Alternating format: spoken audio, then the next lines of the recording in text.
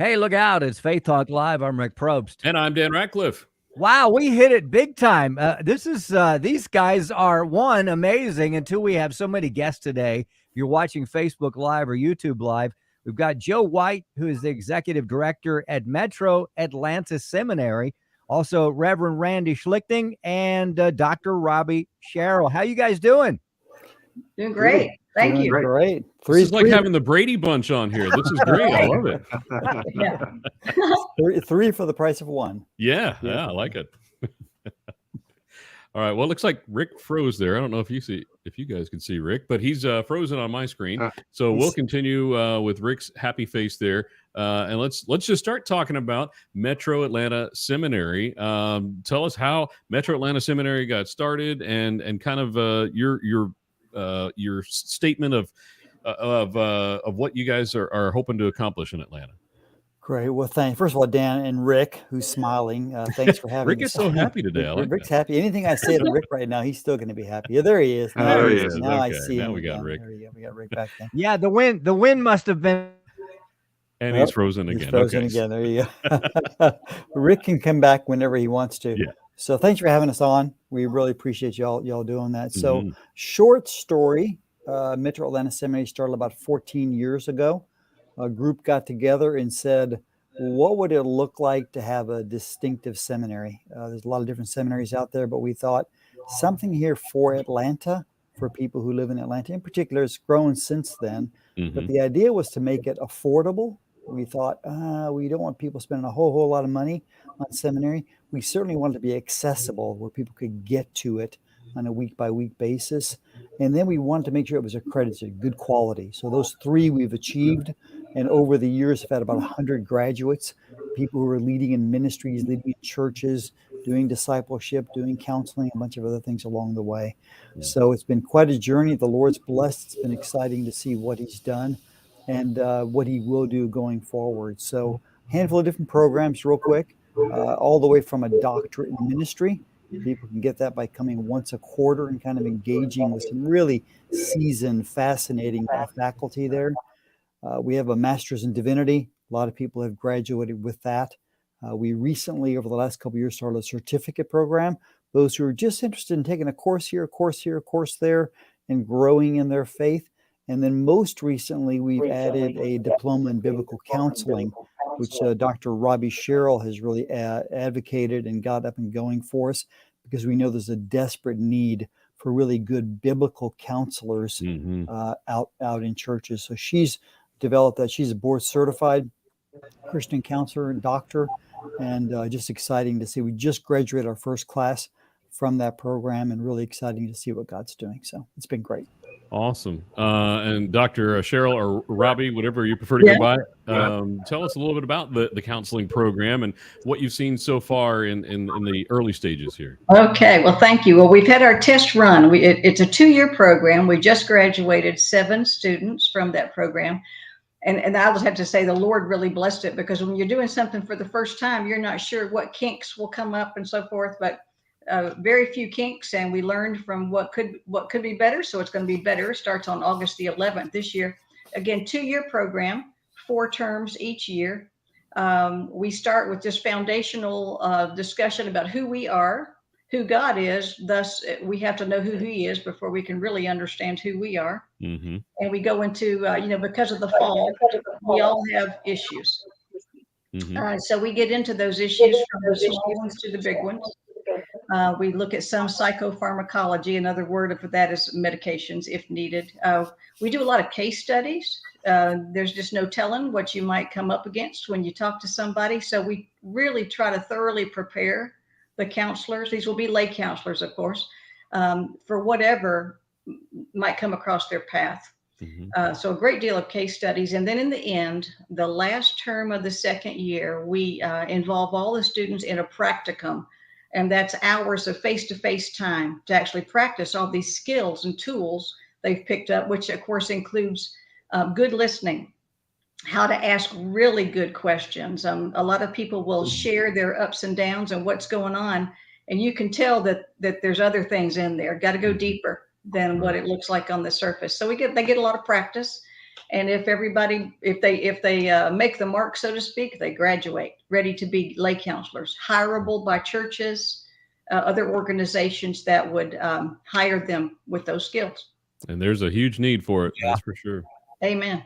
Mm-hmm. Yeah, talk about that a bit. Maybe you did while I was gone. I am back, and hopefully You had such a happy face, though, Rick. When you froze, it was just the happiest face. So, talk about. I mean, the counseling is. I mean, back in the day, the pastor did everything. I was a senior pastor, and we did everything.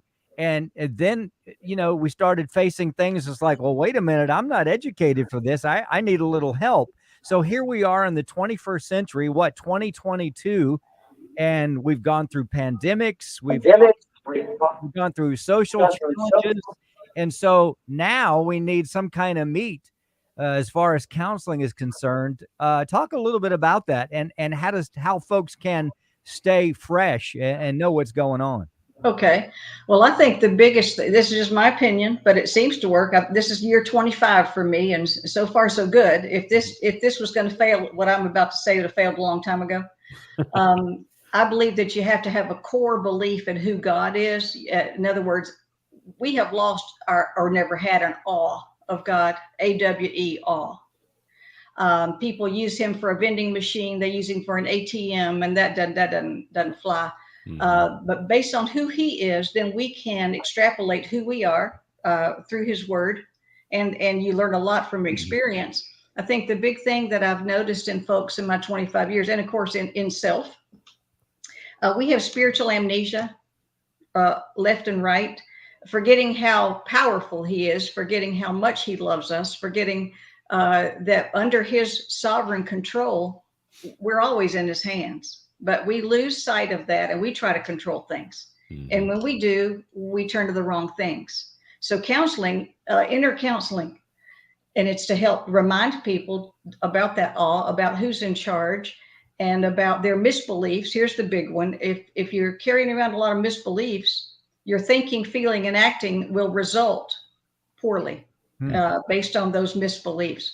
But if you come and get things straight in your heart, if you kind of live vertically, the truth vertically, instead of looking for answers horizontally, life will go another direction. Doesn't mean you won't have troubles, but you won't cave in. You'll be strong enough. You'll have spiritual muscle, and you'll know how to hang in when things get hard. And instead of coping with things that aren't coping skills, like alcohol, porn, shopping, overeating, or lack of eating, those are not coping skills, but that is how some people respond to hard things. They can now turn to what is true based on learning what is true, and be reminded of what is true in counseling, and have a goal and a plan to get there and become free because of truth. There's my long answer. That's good. Yeah, no, that's good. Now we're talking to some of the faculty and staff of Metro Atlanta Seminary. Now, Joe or Randy, either one, talk about some of the things you've heard from some of the students who have gone through the various programs that you have there, and what they're saying about the difference there at Metro Atlanta Seminary. Yeah, that's great. Thanks for asking that. So every year at graduation, right before we start the service, the graduation service, I go up to one or two or sometimes three students, and they know I'm going to do it, but they don't know who I'm going to pick. And I just say, I want you to give a 2-minute testimony at graduation. Every year we do it. Every year it's a powerful experience, because extemporaneously they get up and they share what's happened. And almost person to person, year after year, they say a handful of things. Number one, they say, I've been changed. I thought going to seminary, I might get dried out spiritually. I've been changed by the gospel and being here.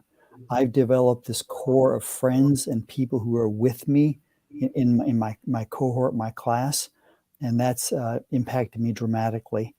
And then the seminary, when we first started, we said we want to be academically sufficient.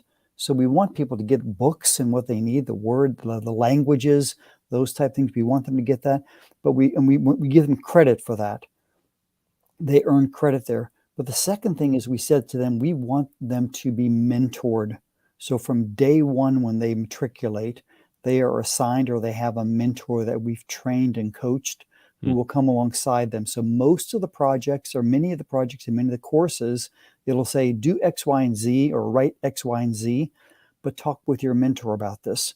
So at graduation, person after person says, my mentor, my mentor, my mentor, the person who was senior to me, further down the road in the faith, impacted my life. And now I am able to mentor someone else. I'm able to disciple, come alongside someone else. The third thing that they say is this, because we say we want to be academically sufficient. We want to have mentors pouring into the lives of these students. And then the third thing is we want them to have practical application. So they will all say on seminary graduation day, I learned. I went out and I did some things. I got my hands dirty. I made some mistakes. I came back. We talked about it. I went out again and I tried it again. And I improved practically as I went through the 3 years. So, by the way, the 3 years is not 3 years full time. It's one night a week. Again, the courses they're 8-week courses. So 4 8-week courses during the year, one night a week. And then mentoring and practical work on top of that they're doing. So it's this fully orbed way that they walk through. So students over and over again will tell you, academically, I've become a lifelong learner. I didn't learn it all in seminary, but I've become a lifelong learner of the book and the books. Yeah. I've learned how to be mentored and to mentor, and then I've learned practically, and I know I need to learn more as I go forward. And that's been such a rich blessing to us to see over the years. So the first graduates that Robbie's had in the program, they are skilled. I would refer most anyone to them because they've had practical application. They've been changed at the heart level, and they understand more about who God is and who they are. So it's a rich triumvirate, so to speak, that we put together at an affordable price. That's so good. We're talking to the faculty and staff at Metro Atlanta Seminary. Real quick, Joe, we got to go to a break, but what are you excited about for the next kickoff? What, August is when classes begin? Start off, and thanks, Rick. We start off in August, but what we're excited about is the fact that in order to reach more and more people, we have, Randy Sir referred to, we have a certificate in Christian studies. It could be done in 1 or 2 years. It could be done online. You also have some mentoring involved there. So it gives you just a good overview of Old Testament, New Testament, doctrine of Scripture, hermeneutics, just a number of core theological and biblical courses. And then the other thing is we actually this year are going to accept some students online for the Diploma in Biblical Counseling. So that's our way of trying to reach out for people who cannot come to Johns Creek on during the week for that one night of classes. So we had a great group with the certificate program online last year, and we look forward to just getting further and further out with that. Awesome. We love what you guys do. We'd love to talk to you again. Metro Atlanta Seminary, there's the website on the bottom of the screen, metroatlantaseminary.org. Check them out, whether online or there in person. It's all good. Guys, we appreciate you. We'd love to talk to you very, very soon. Maybe right around when you kick off for 2022, 2023. That would be a great time. We got to take a break. We'll be right back. I'm Rick Probst. And I'm Dan Ratcliffe. This is FaithTalk Live.